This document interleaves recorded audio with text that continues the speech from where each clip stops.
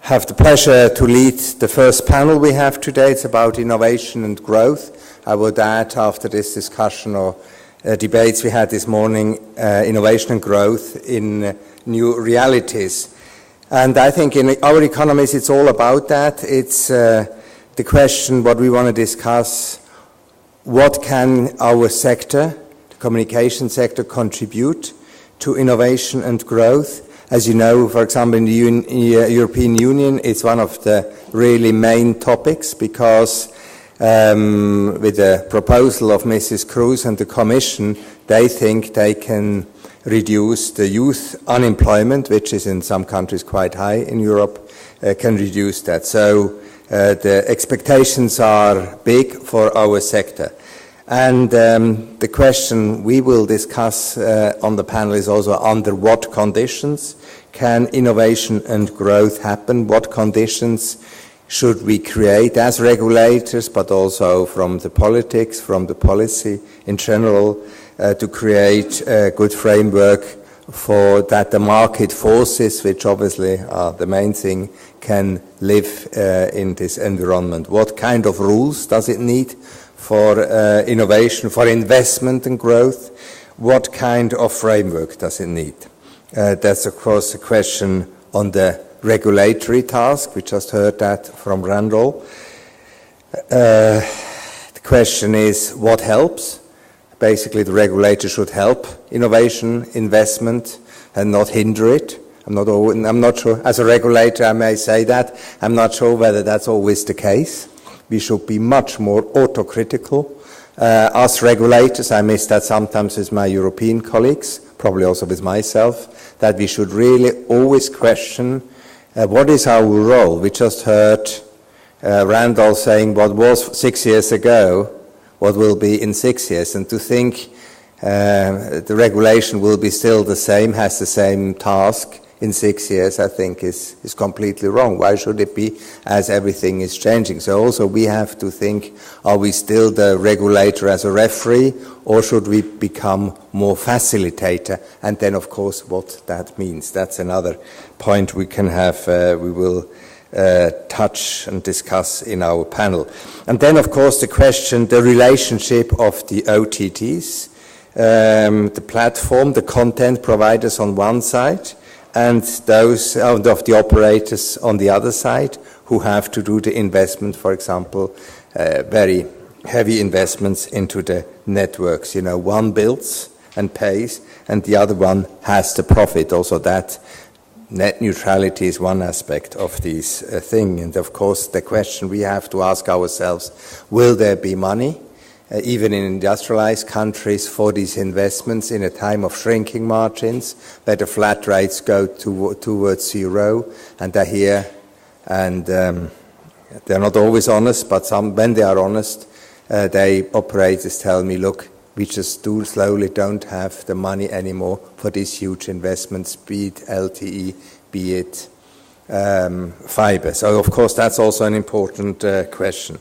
And that is the big pleasure with IIC. We have so many different countries. I understand almost 40 countries we present. So, obviously, there's not one rule fits all. There are probably certain principles which fit, but not one rule fits all. I thought yesterday with the panel of the regulators, it was very, very interesting, the situation in Mongolia. Mongolia is not necessarily a poor country, but it's a country which is huge and has only a few people living there. That's completely other challenge than in Switzerland or than in the United States. And I think that's also something we have to see in innovation and growth.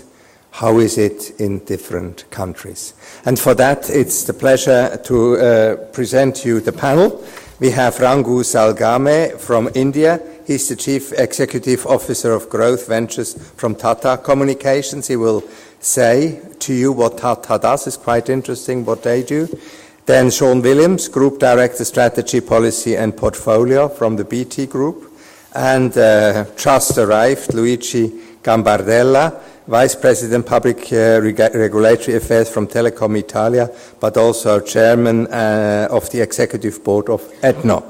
I thank them very much to be here. They will have a short presentation and then we have the discussion. I would like to start with Rangu Salgame. Rangu Salgame, as I said, is CEO of Growth and Ventures with Tata Communications.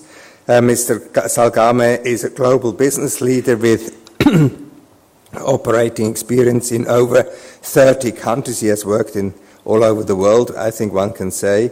Before joining Tata Communications, Mr. Salgame was President and Senior Vice President of Worldwide Sales at Nixon, a New York area-based cybersecurity technology company. Prior, he was Senior Executive at Cisco, first as President of the India and Asia region and then as a General Manager, Emerging Markets Group. Mr. Salgame architected and executed a bold strategy that transformed Cisco's business in India and other emerging markets. So he certainly can tell us innovation and growth in emerging markets. He has a big experience there. He holds an MBA from the Wharton School. So the floor is yours. We will stay, I would say, but whatever you want here or there, and then for the discussion we'll stay here. So please, the floor is yours. Thank you, Mark. I have a few slides. I'll use those to share some thoughts. And what I'll do, I'll take a minute to, I don't know, many of you may not know Tata Group. I'll take a minute to talk about what a group does. That gives you the context of how we see the world and some of the changes that are going on in the technology and the telecommunications area.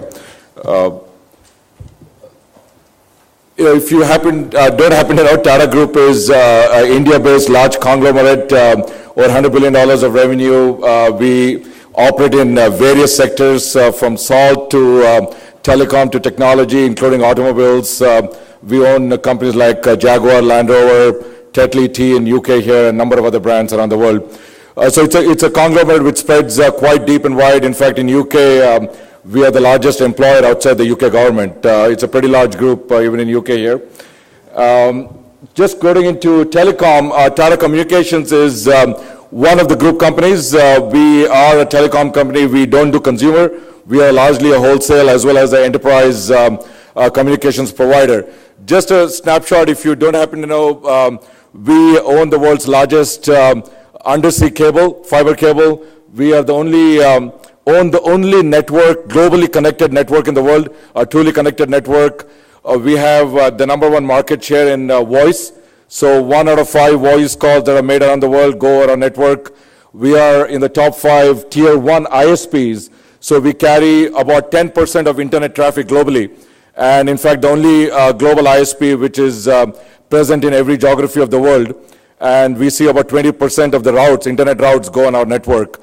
We have about over 1 million square feet of data center space, 42 data centers around the world. So it's a company which has very large and wide telecom network. And we also have a growing enterprise business. So we serve some of the largest banks in Europe, United States. We, of course, have a strong presence in India and markets like South Africa and other emerging markets as well. So a pretty global company. Over 70% of our revenues are actually outside India. So we are a much more global company than an Indian company. And our big markets are UK, US, and other developed markets as well as emerging markets. So now I'm going to jump into, share a little bit about how we are seeing some of the big changes happening in the world. You heard Randall talk about what he saw over the last 6 years, some of the big changes and what's coming in the next 6 years. I'll take that and see, kind of translate that into a little bit more as to what impact it's having on the industry and how we see from an investment opportunity, market opportunity, as well as what it means to some of the regulatory policy issues that may be impacted. This is pretty shocking. I don't know if you know this. 90% of the data that's stored out there was created in the last 2 years. I mean, that's dramatic. If you look at it, we heard Randall talk of the last 6 years. Just in the last 2 years, 90% of the data. So this is the impact. So what I'm going to talk is take a few minutes to talk about data, big data, and how that is impacting telecom industry. Then also talk about cloud, which is another big shift that's happening in the world. And third is video. So these are big 3 trends that I think we believe are impacting the whole telecommunications world and the impact that's going to have on innovation, on investment, and growth opportunities from the industry as well. So where is this growth coming from? Data. there are 4 big trends that are happening. Most of us are familiar with it. We participate in it in part of social networking, in other things we do in our social daily lives. So the 4 big things are video. Video is dramatically impacting how much traffic is going on the internet. It's just not about YouTube. It's about all kinds of data from video, entertainment videos, sporting events, to, of course, user-generated video like YouTube and other tools, apps that we're seeing on the internet that's coming. So video is making a dramatic impact. There's mobile broadband, big data, which is coming from the corporates, as well as consumer internet companies, and then social networking. But the real impact I want to measure in terms of data here that's impacting our industry.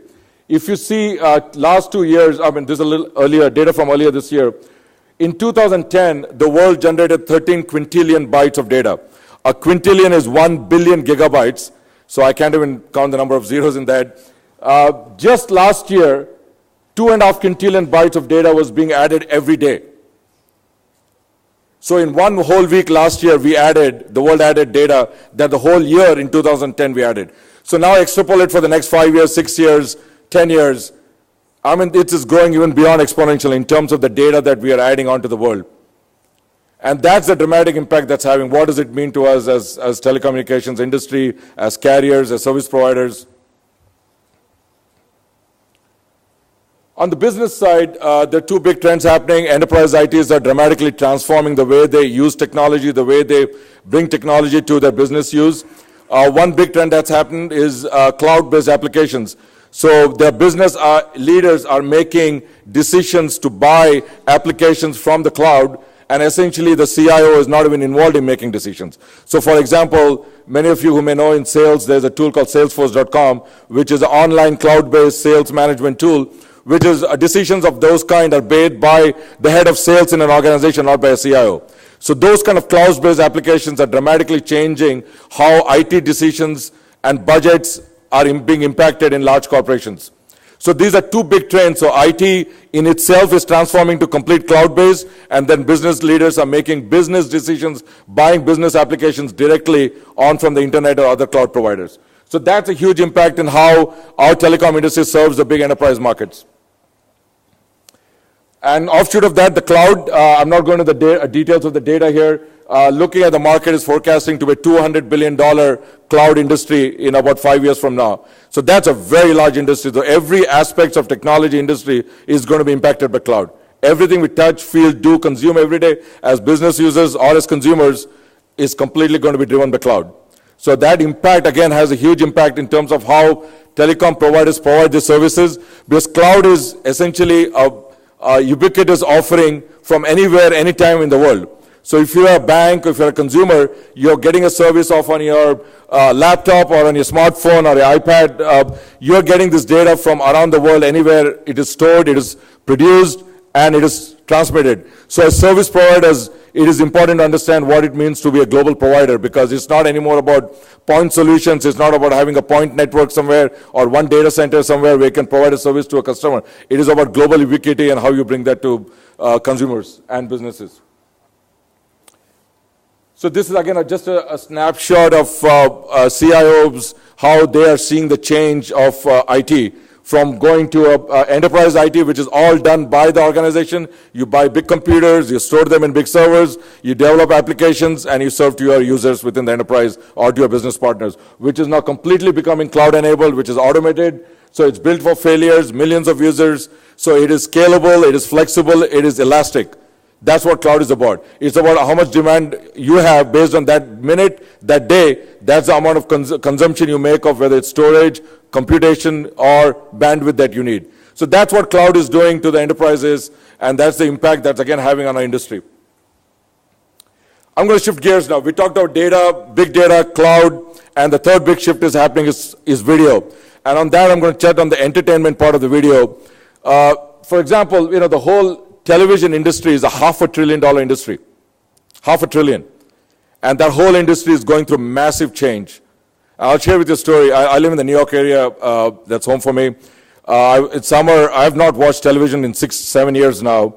And I was home spending some time with the kids and my wife. And my kids made me start watching Netflix. They said, go on Netflix. There's this new show called House of Cards. I don't know if you're familiar. Many of you from the US, I'm sure, know about it. House of Cards is a new serial or a political drama completely produced by Netflix, not by a studio in Hollywood or by a broadcasting company. It is a series only for the internet. It's not available on television.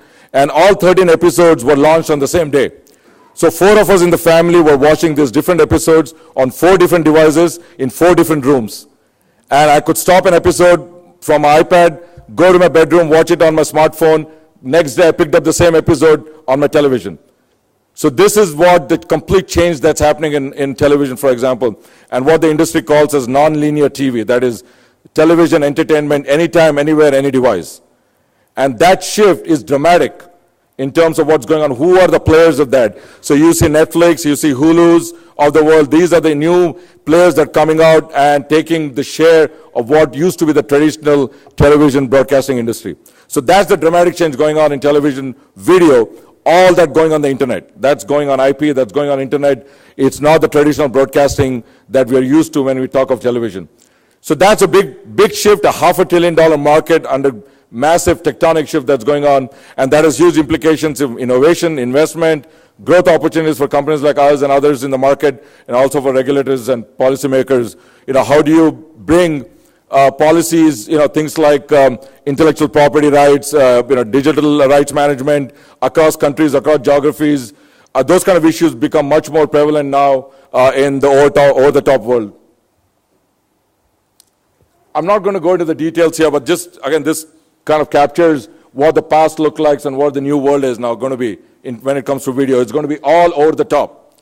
And it's over the top, it's all over the internet. So we looked at the quintillions of data that's been created, all those kind of data going on the internet, public internet, and carriers like ours have to now make investments, keeping these things in mind, and how that's going to impact in terms of consumption, where content may be produced one side of the world and consumed somewhere else. There's more NBA basketball now watched being outside the United States than in US, for example.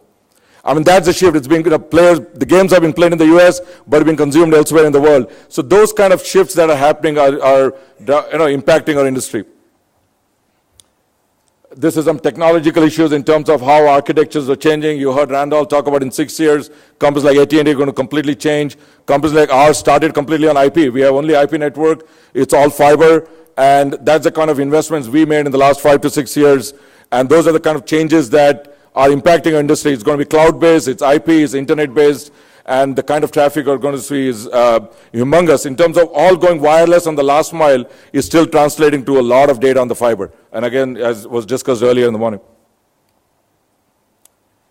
Trends, multiple screens, again, I mentioned that. That's a big impact in terms of long-form video, short-form video. There are different forms of video distribution that's going on the internet. That's going to impact how the contents are generated by whether it is a big studio or a future studio like Netflix or Amazon, or consumer-generated or small companies-generated content on the internet. I'm going to just take a couple of minutes talk on how we see some of the issues from a regulatory perspective. On data and cloud, there are big issues to be debated around compliance, about regulatory frameworks, around cybersecurity, for example, with some of the recent headline-grabbing cases like the Snowden NSA case has brought a lot of attention in terms of data protection within the boundaries of the country versus how do you in an environment like cloud where there is no boundaries. Cloud is one ubiquitous world. How do you now bring in policy and compliance issues to bear in this new world of cloud? So that's a very big issue we believe that countries and regulators will have to deal with. In terms of collection and storage and processing as well, I think we see that as a big issue. Industries like banking are always worried about where the consumers and the clients' data is stored and protected. So those kind of issues become, again, very, very complex when in the context of cloud and big data, and how data is mined, what kind of consumer data is used to get metadata out of it and be able to analyze and create value for businesses. So these are big issues we believe that because of the changes in big data and cloud are generating and very important issues to be dealt by the industry, by regulators and policymakers. And on video, of course, in the US and other parts of the world, there's a lot of debate going on net neutrality. As you see more video and entertainment coming on the internet becomes a big issue. How do you discriminate pricing? How do you bring more quality into the consumers who are willing to pay? And so neutrality is a big issue. Then, of course, I mentioned earlier in terms of intellectual property, digital rights, those are big issues.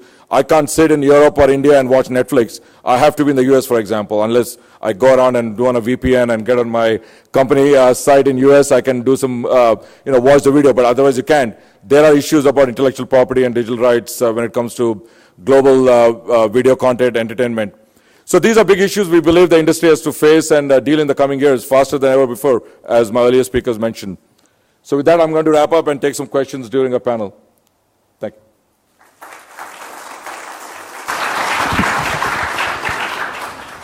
Thank you very much, Rangu. That was most interesting. And we come to the second speaker. It's Sean Williams, Group Director, Strategy, Policy and Portfolio from the BT Group. Sean was also a regulator, I can see. Out of his CV, he was Executive Director on the board of Ofcom from 2003 to 2007. Before BT, he was Executive Director on the board at the Office of Fair Trading from 2007 to 2008. And he's always between private sector and public sector, because he was 95 to 97, he was policy advisor in the Prime Minister's policy unit in 10 Downing Street. Sean Williams has a degree in economics from Oxford and Harvard University. The floor is yours.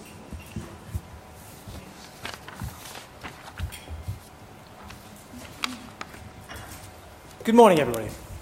And thank you to the IIC for extending me the invitation to speak to you today. I'm delighted to be here to share some perspectives on how we see the issues of innovation in our markets. I wanted really to build on the two very insightful keynote presentations we had from Ed and Randall this morning. Before really focusing on the digital agenda and the investments that we're making towards achieving digital agenda for Europe targets. So I very much endorse Randall's vision of the converged world of IP, wireless and cloud. And I think also Ed's remarks in relation to how much has changed over the last 10 years since Ofcom was founded and how much is likely to change over the next 10 years. For me, it is about three fundamental technology convergences that are leading to convergence in markets, which leads to a need for regulators to adapt to the new market realities. The three underlying technology convergences for me are, firstly, I would endorse the all-IP vision, as over the next 10 years you're going to see much more in the way of convergence towards IP, voice to IP and IPTV as well. The second is about, in a sense, the convergence of devices. All the devices we're using are essentially connected computing devices, whether it's a small phone, a tablet, obviously the PCs and laptops, but even the television has computing capabilities, especially when allied to a set-top box, such that you bring about the convergence of networks. And as Randall was expressing, I think you get to a world in which fixed and wireless networks are essentially a single set of networks. In fact, all networks are both fixed and wireless right now. The fixed broadband network has Wi-Fi at the end, and even a fixed voice network has DECT at the end, most likely. And that as you move to much, much more data capacity being required on mobile networks, and as they build out their infrastructure of small cells, I very much endorse Randall's vision that you want to get to fixed as soon as possible, and that these two kinds of networks are essentially, in the next few years, going to be seamless. And indeed, that is what the end user will be expecting in the next 5 to 10 years, is the seamless, ubiquitous, best-connected communication service, where they can get access to any of the data, whether it's voice, internet, video, or enterprise data. And as a result of those technology convergences, you're seeing convergences in markets. And the most obvious example is just actually within communications. So in our particular case in BT, over 95% of our sales of broadband and voice are bundled together. Yet the European framework requires those to be defined as separate product markets. And we are already seeing a massive convergence around the triple play market in the consumer space, where broadband and pay television are bundled together. It's already over a quarter of the market. In the next 5 years, it'll be over half the market of broadband will be bundled with pay TV. And at some point, again, the regulators have to recognize that change in the market reality. In the business space, we actually see a slightly different kind of convergence between fixed and mobile communications. I think in the UK we've been quite slow with quad play, and that may have something to do with the fact that BT doesn't have a mobile network. But I think in business markets we see very strong convergence of communications products between fixed and mobile already, and that will continue. And in the larger enterprise market, we very strongly endorse the vision that Rangu's just expressed around cloud as a driver of convergence between networks and IT services and networks and IT infrastructure. So I think convergence is a clear reality at the present time, and it needs a regulatory regime which can step up to that reality. In a sense, the technology convergence, I'm going to focus here on between broadcasting and broadband, leads to two quite strange paradoxes. One is that this convergence of technologies leads to the massive divergence of media consumption, and the vision of you can consume any content anywhere on any device at any time is the consequence of convergence. You get a consumption divergence, which I think creates real challenges for how content industries are regulated going forward. And the second paradox is that essentially the costs of producing and distributing content have essentially fallen close to zero, and yet the value of the top quality content has gone through the roof. In fact, it was Randall's remarks in response to the last question put to him is this slightly strange paradox between the enormous value of some focal content in a world where there's an enormous amount of incredibly cheap content available. And regulators have to, in a sense, adapt to both of these new realities. The Communications Act that we have in the UK, and which was obviously is now 10 years old, is essentially the implementation of the European framework for communications, which in our view is a rational and objective legal and economic basis for regulating markets, albeit it has some issues of micromanagement of our sector and indeed the problems of stasis about how it really is slow to change. But it also combines a heterogeneous legacy of broadcasting regulations. It is not a converged regime that it promised to be. And we actually strongly feel that the time is ripe. It's actually an urgent requirement that we have an updated Communications Act that reflects the convergent regime that we face. One that actually is able to apply coherent and consistent regulation across converging markets, so that indeed bottlenecks in all markets are treated in a similar fashion. That provides the industry with stability and certainty over the long term. Many of the investments we've been faced with at the moment are very long-term investments, and we need to address that issue. And that network access or access to bottlenecks is applied consistently across the converging sectors, so that consumers are able to make choices in the empowered and engaged way that Ed would have us all make choices in ways that are unbiased by the distortions of the underlying regulatory regime. And it's in that context that we have to make, the network operators have to make the significant investments in the infrastructure going forward.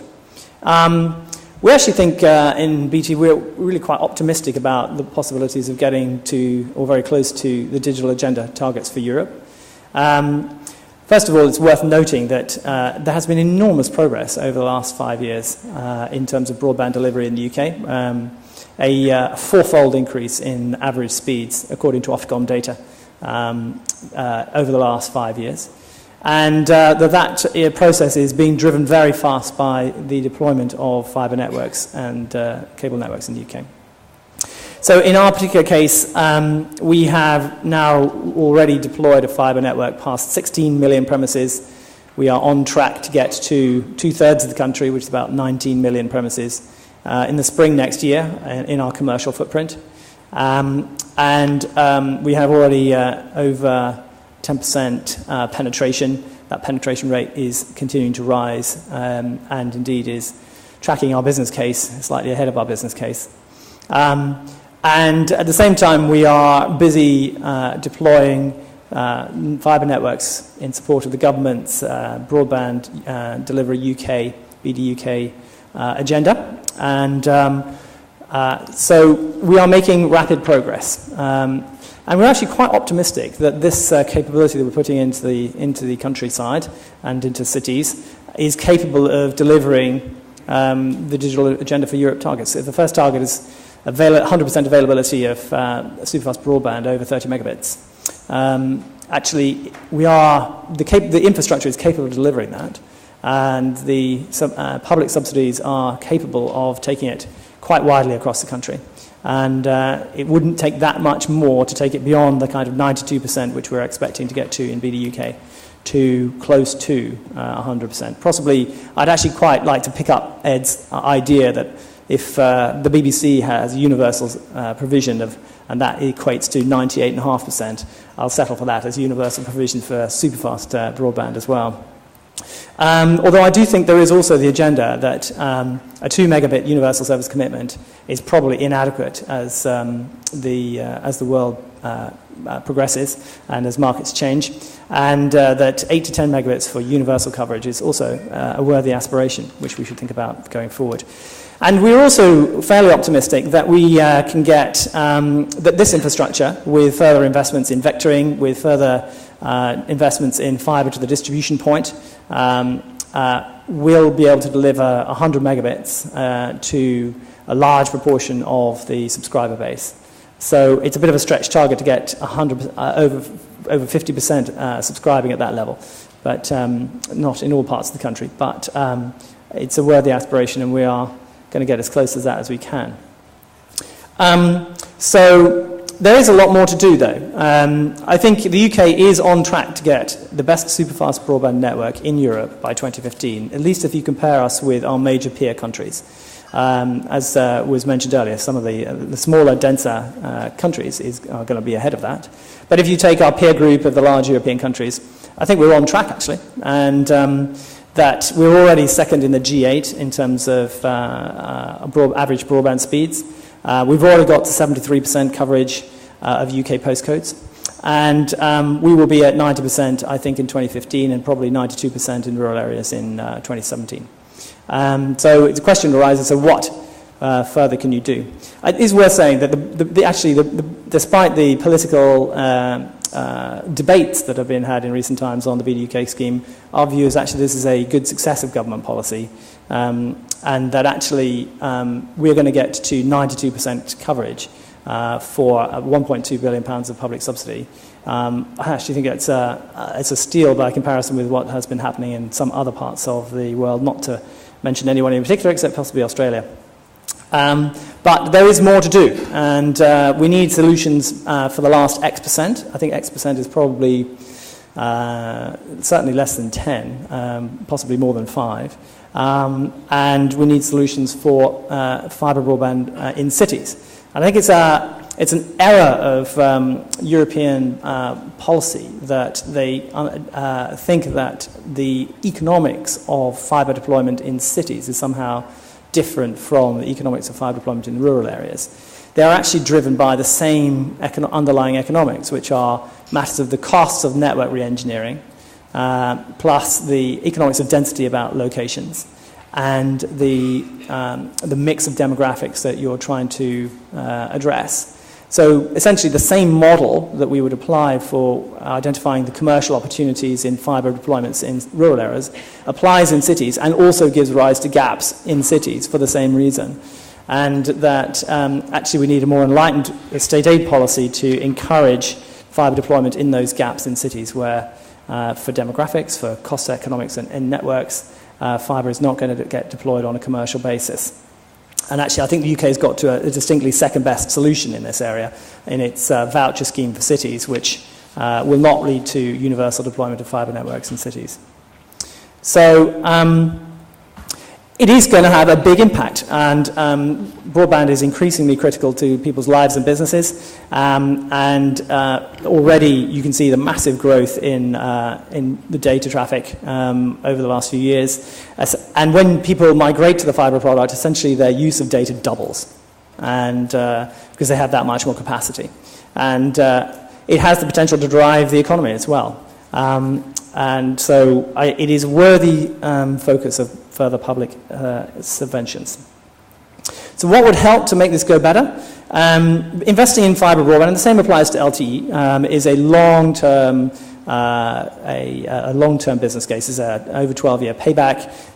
You have to take a 20-year view of your investments. But the policy and regulatory environment doesn't really support that in an environment where you have to do market reviews every 3 years and the regulation is up for grabs, and where some of the public policy, government policy issues are not yet in the right place. And indeed that other governmental activities, particularly like planning, which was mentioned by Ed earlier, do get in the way practically of delivering these networks. So we need a regulatory regime that actually is able to make commitments on a long-term basis, and that we're making an investment that is going to get needs a business case of 20 years. It's really not appropriate to review the regulation of that every 3 years.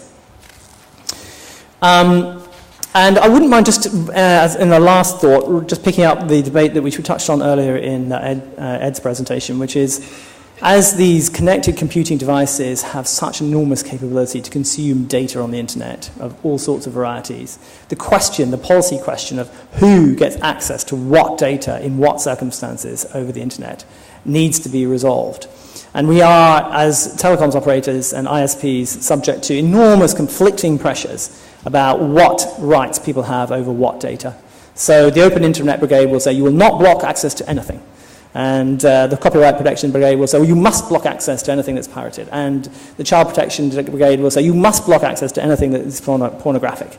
And the government will say, well, we must nevertheless have access to all the data for lawful interception. And the Net Neutrality Brigade will say, well, you're not allowed to distinguish between any of these different types of data or applications. And the Data Protection Brigade will say, well, it's all this, and the Privacy Brigade, well, this data is mine and nobody should be allowed to access it. So I don't really have a problem with the fact that there is this debate. This is an inevitable debate. It's an inevitable and likely consequence of where we are technologically. But I think it needs some clarity from government bodies as to who's responsible for what. So to close, I would say I think we are in a reality of convergence here. The market convergence driven by technology convergence needs to have really urgently a convergence of regulation. We've come a long way towards the digital agenda targets, and we are optimistic about achieving them in the long term. And they will drive benefit for consumers and businesses, but there's much more we can do to encourage investment with certainty and clarity in government policy. And with that, I'll hand back to the Chair. Thank you very much.